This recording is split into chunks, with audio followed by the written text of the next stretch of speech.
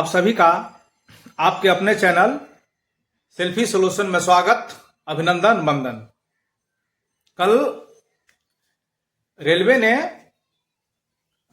जो group D में apply किए हुए कैंडिडेट हैं, कितने कैंडिडेट अप्लाई किए हैं इसके बारे में जानकारी दी है और अलग अलग कैटेगरी वाइज जानकारी दी है। युवा में कितना किया गया है, ईडब्ल्यूएस में कितना किया गया है, ओबीसी में कितना किया गया है, एसटी एसटी में कितना या दिव्यांग में कितना।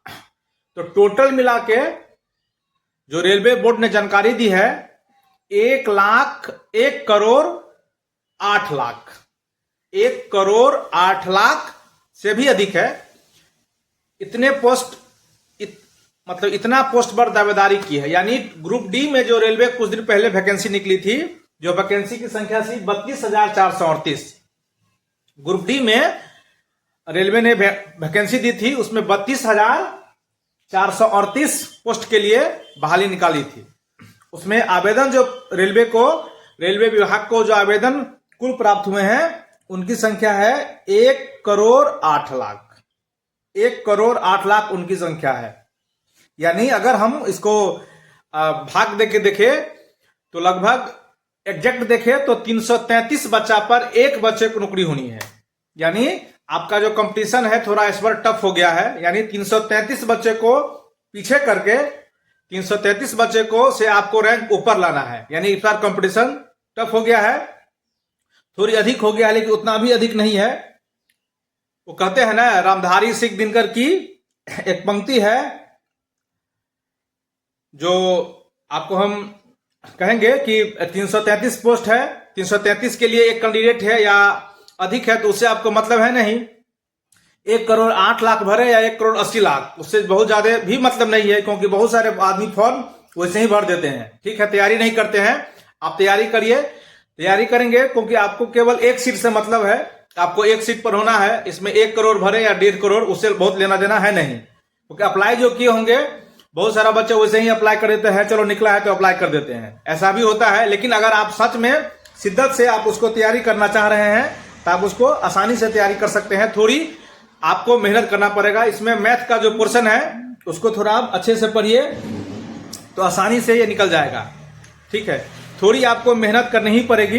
लेकिन इसी क्रम में एक रामधारी सिंह दिनकर की एक पंक्ति है, हम उसको बोलेंगे, है कौन विघ्न ऐसा जग में टिक सके आदमी के मग में, खम ठोक ठेलता है जब नर पर्वत के जाते हैं पांव उखर, मानव जब जोर लगाता है पत्थर पानी हो जाता है। आप तैयारी करिए, आपको एक पोस्ट से मतलब है, नौकरी होगी ही। बहुत सुंदर है ये 333। एक सीट के लिए 333 दावेदार हो या एक सीट के लिए 350 दावेदार हो, क्या मतलब है। आप अपना तैयारी करिए।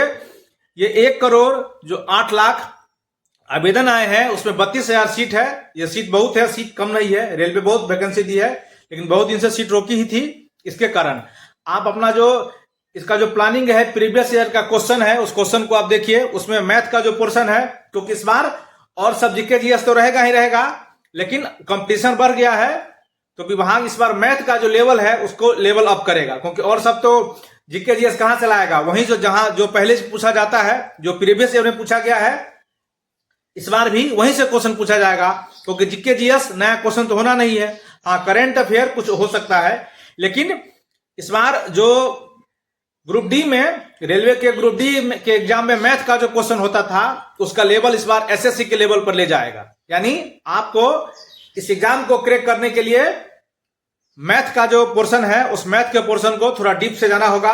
अगर आप मैथ का पोर्शन डीप से चले गए, मैथ मतलब आप एसएससी को ध्यान में रखकर आप तैयारी करें तो आपका सिलेक्शन होना पक्का है। और इसकी एग्जाम विभाग देख रही है। इसकी एग्जाम जितना अलग अलग जोन है, सब अलग अलग जोन में, अलग अलग शहर में इसकी एग्जाम होगी, आयोजित होगी।